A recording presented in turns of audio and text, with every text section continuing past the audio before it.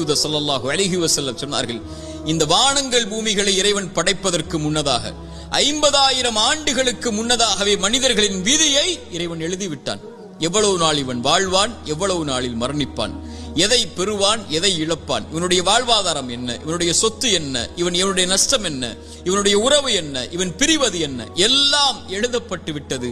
வானங்கள் பூமி படைப்பதற்கு 50,000 ஆண்டுகளுக்கு முன்னதாகவே தாயுடைய கருவறையில் அவன் இருக்கும் போதே மீண்டும் அதை உறுதிப்படுத்தினான். இறை தூதர் ஸல்லல்லாஹு அலைஹி வஸல்லம் சொன்னார்கள், நல்லா கேட்டுக்கோங்க, உள்ளத்தை தட்டி இந்த ஹதீஸை அந்த உள்ளத்துக்கு சொல்லிக் கொடுங்க. எந்த ஒரு உயிரும் இந்த உலகத்தில் இருந்து மரணிக்காது அதனுடைய வாழ்வாதாரத்தை முழுமையாக்காமல். சுப்ஹானல்லாஹ், மீண்டும் சொல்கிறேன், எந்த ஒரு உயிரும் இந்த உலகத்தில் இருந்து மரணிக்காது அதனுடைய வாழ்வாதாரத்தை முழுமையாக்காமல்.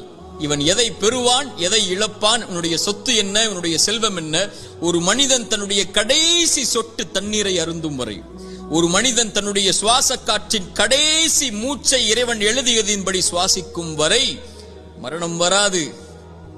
ஏன் பயப்படுகிறாய் எதிர்காலத்தை பற்றி?